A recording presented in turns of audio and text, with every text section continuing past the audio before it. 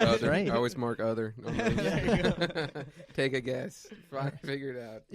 It's your job. You figure it out. All right, number 3.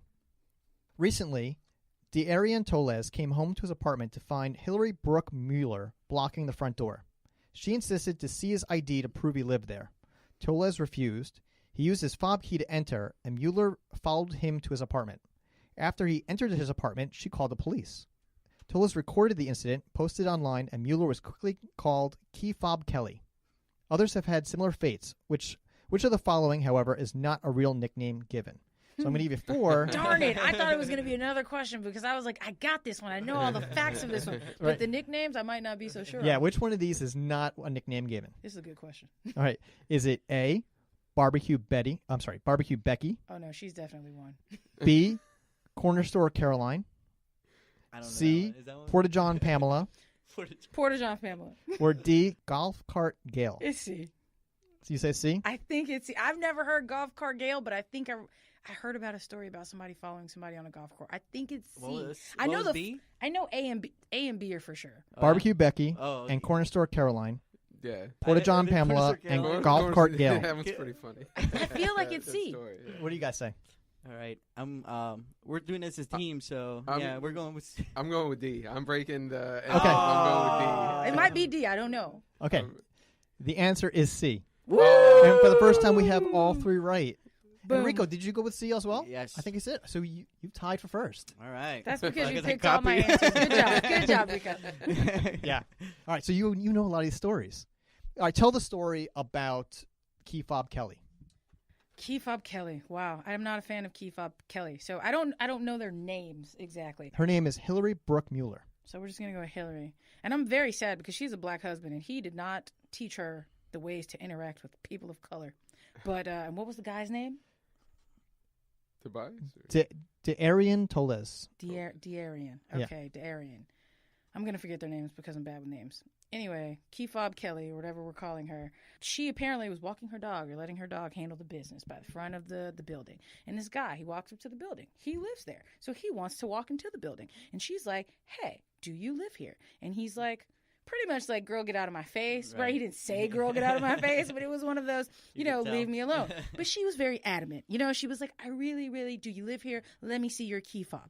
So he's like trying to use his key fob to like get into the building, but he doesn't have to because the door is open. So it gets to a point where he's like, excuse me, can I get into the building? I live here. She's blocking the way. He kind of gently gives her a little nudge like, move, bitch, get out the way. Am I allowed to curse on this podcast? Yeah. He gives her a little gentle nudge. He decides, you know what? I've had a long day. Want to go home. Want to get into my house and do whatever it is that he does. I think he's a marketing analyst. Yeah. Oh, okay. So he's going. She follows him, which to me, as far as I'm concerned, I'm just It's like like stalking. And that's yeah. Well, her whole behavior is aggressive. Yeah. Very Yeah. aggressive. Like, I mean, people can say, well, no, but she's being aggressive. She's holding you hostage. It and, takes me you know, back to Trayvon Martin, where this Mhm. kid was minding his own business, walking home to his parents' Right. house from the You're corner being store, followed, and then yeah. he gets shot. But, Right. Luckily it didn't end that way in this particular case. Right. She ends up following this guy all the way back. And then when they're in the elevator, she follows him into the elevator. Right. He's going up. What floor do you live on? Where do you live? And then at some point she goes, who are you here to see? Because she obviously doesn't believe that this guy can live in the same building as her.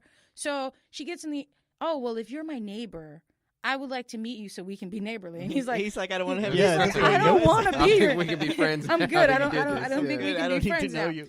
And then she literally like follows him to the door, and then now she changes her narrative as she realizes that this guy actually does live here. Right. He goes, and then she still calls the police. I don't know. Well, she claims that the board of directors instructed the people in the Right. building, if you don't know who they are, you should find out. I call bullshit. Well, you know, because you're going to law school, that use good judgment. Like, what would someone? It's called a reasonably prudent person. Right. What would a reasonable person do or think? Right. She should know a reasonable person wouldn't go and harass another person to get the information.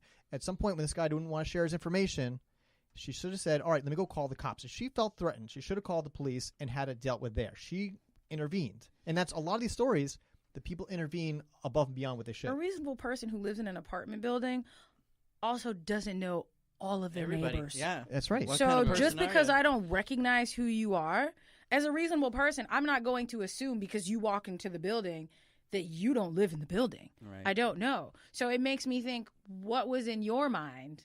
What biases do you have? What I mean, like, she could present some different argument, and she did. She said, "Oh, the associate," but I'm just like, I refuse to believe that a business actually gave her that advice, because you're opening the door for a lawsuit. Sorry, buddy. And at the end of the day, for me, I'm going back to what I said earlier. To me, at the end of the day, you present all these arguments, and it could have been, but for most of us, we know what is the underlying thing that's going on there. Why did she have such a negative feeling towards this gentleman? Right. Yeah, well, what was he? Where she was didn't that? like his brand of This code. is the thing. Right, exactly. So we know, and so it's to me, like, I can sit here and tell you, yeah, but it could be, but at the end of the day, like, if you boil it down, Donald Trump has made it acceptable, right, to express these feelings publicly, right, where before Right. it was socially unacceptable to Right. do so. After the 60s, at the beginning of the 70s, we were like, you know what, it's not cool as a society to be racist in Right. public anymore.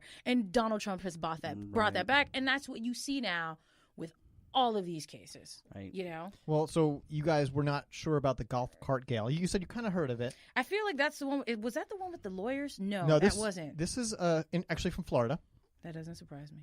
There was a game going on, and I didn't get whether it was baseball, football, but that's not important. What happened was, is this the soccer game where Was the that soccer? dad was watching his son play and the ref made a call? that's right.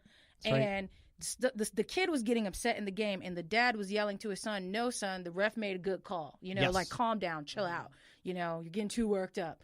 And she said that he was acting aggressively, and she was scared or frightened. Well, there's a rule that nobody's supposed to speak to the refs on the field, and she approached him and started getting a confrontational about it, and then so she called the police. Another parent had been kicked out of the game before he left. But the thing was, he told her he would leave. He said, "Okay, I volunteered to leave." Yeah. And she still called the cops. I don't get it. Like, if there's an issue and you feel threatened, which is, I think, what she said. "Oh, I felt threatened. He was acting aggressively." Well, she said, I don't know what he's capable of doing. Oh, right. Which to me Which is your point. It's these biases, these races. Feeling. Yeah. There's a, But if I volunteer to leave, then obviously I have no malice towards you. I'm saying, okay, fine. I am not going to finish watching my child play a sport just because you feel awkward about it. I will leave, and she still called the cops. Right. Why? Yeah. A lot of these, it's somebody is overreacting. The one with the corner store, that was a complete overreacting. Oh my gosh. I mean, this kid Yeah, I walks saw it the past other with day, his yeah. backpack. And granted, if something swipes past your butt and touches you, is your initial reaction going to be, "I was groped"? Yeah. I can't speak for all women, but I will say this: generally, when it happens to me, it's in a place where you're packed. I can think of numerous examples where maybe I'm at a club or at a bar or at a show or something, and everybody's in close quarters, Right. and I turn around and look, and like the person's walking away, and I realize, like, oh yeah, they were probably just squeezing by, trying to move past me, Right. and okay, that was totally an accident, and they probably didn't do it on purpose. Right. So my initial response is always like shock and surprise, and then I'll turn to look, and I'm just like, oh, let me take 2 or 3 seconds to assess what just happened. And if you're not like staring at me or being awkward or weird or anything, Right. then I know, okay, whatever, it wasn't that big of a deal. This woman completely overreacted. Now, I don't have children, so I know people who don't have kids. We get slack for talking about how a parent should behave. I don't know if this woman was a parent or not, but I feel like if I saw the child and I suspected the child of doing it, then I would pull the mother to the side as opposed to screaming at the child. A 9-year-old. A 9-year-old. Okay, I would talk to the mother about it. Hey, this is what I think happened. You let the mother address this that situation, right? behavior. Now don't get me wrong. I'd sit there to make sure like your kid's not a little shit or something, like, but at the same time, it's like, why would you yell and berate a 9-year-old child Right. that, not your child. Don't speak to this kid any kind of way. Right. Talk to the parents and let the parents parent their children, Right. Yeah. That's All right, so crazy. let's jump into that Kavanaugh discussion. Oh gosh. So this is all I have to say. I'm just gonna beer. I'm just gonna drop just some facts. Yeah. Oh God, I want to have like specific numbers, but I don't. Okay, the American Bar Association, they were like, nah. Okay, I'm going to be very colloquial. American Bar Association was like, nah. You had a bunch of lawyers and judges who've come out, over 2,000 of them, like, Nah, you had people who actually wrote into a newspaper who endorsed him, like college buddies who were like, yeah, we're kind of prestigious people, and but we drank with him, and we're recanting our statements because nah, we have 3 credible women who are like, yeah, but nah, the FBI investigation was bullshit because it was limited in scope. They didn't even interview Brett Kavanaugh or the woman who actually sat down in front of Congress and relived. Well, I believe I read somewhere that they didn't need to interview her because they already got all the information from the Senate hearing, which is dumb because the FBI has a better way of investigating. They need to do an independent investigation. I don't care if you have. Okay, great. I'm going to give you these files. Wonderful. You're the fucking FBI. This is your job. I'm sorry. Right. I know I'm using a lot of good. curse words, but I'm very passionate about this one. It really, really upsets me. And so it's like if it were any other job interview, because that's the thing, they're like, you're demonizing me, and it's like, no, dude, it literally is a job interview. Right. You want to sit on the highest court of the land. You want to make decisions that are going to affect the American people for 40, 50, 60 years. Right. And we have an issue with your ethics, with your morals, with, dude, you have no business sitting on the bench, right, let alone the Supreme Court of the United States of America. So it's funny. I've had multiple conversations with people that don't even care about the allegation. They're like, maybe it happened, maybe it didn't, but whatever happened back then, or maybe it didn't even happen, who knows? And I said, all right, fine, you got a point there. However, did you listen to the hearing? And they go, yeah, I listened to some of it. I go, and you see how angry he got, how he couldn't control himself? How do you think he'll be on the other side of the bench? He does do you think not he have the temperament? He does not have the temperament to be a judge. And 100% of people I've had this conversation with go, yeah, that's true. I didn't think of that. Yeah, I don't need my supreme. And don't get me wrong, we're all human. You know, we all err, we all make mistakes. But as Rico said, you have to be the best of the best. Right. Yes, and you have to be able to put that into check when you're behind the bench. Like when I was growing up and thinking of like the Supreme Court, you thought of these like alien beings up in a mountain, right? Kinda like, you have to, like, they're not human, right? Exactly. Yeah. But they can still be human, but at least have shown in this country that they have an pretty impeccable character, right? Like I'm sure we can find people that have. I'm not saying I have an impeccable character, but I'm not trying to be a Supreme Court judge, right? Like, right. It's like you have to find the people that have at least as best as we can do. And you're telling me that that's the best that we can do? No, it's not. You can find somebody who is just as conservative as Brett Kavanaugh, who actually has decent character, whether you agree with their politics or not, or you agree with the decisions. That's what I always say. You can find somebody who, when you go look into their past, you don't have several people saying he's a sexual predator. Right. And that was my main argument with the whole Donald Trump thing. I said, I know we all think differently. We have different views, but can we separate moral from politics? Like there's some moral parts of your person that, like, if you're out there like with Donald Trump saying those things like grabbing women by the pussy or whatever, you know, there's some moral stands that you're like that eliminate you from these places that you probably don't belong up there. You know what I mean? You don't belong in these things because of you've shown your moral character be waning, you know? Yeah. So that all right. So I know. No, it's a great point that you make. All right, I think at that point we should end the podcast. I don't think it can get any better than this. I actually think it's going to get better. Okay, wait, hold on. All right, so keep we going. have one more thing. All right, so you guys have anything else? Yes.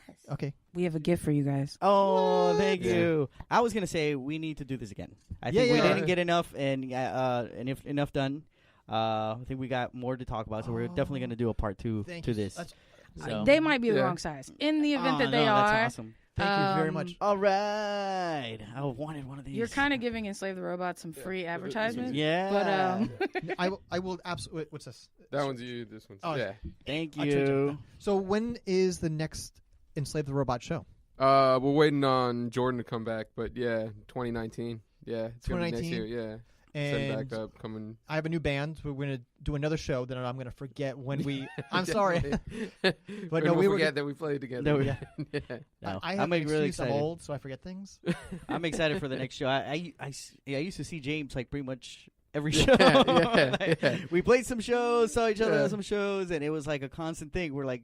Then I didn't see him anymore for a while. It's been a sad time. It's been sad. Yeah. Well, I'm going to see you guys again because we're going to continue this podcast Part 2. and come up with more stuff to talk about. This is great. Thank you so much for coming Thank out. you so Oh, much. yeah. It was Thanks More than again a pleasure. for listening to me rant. awesome. No. Absolutely no rant at Absolutely all. It was not. great. A lot of good information in there. All right. Right. Definitely. Catch you later. Thank you. Thanks. Bye. All right. We got James from Enslave the Robots. Howdy. Good. I wanted to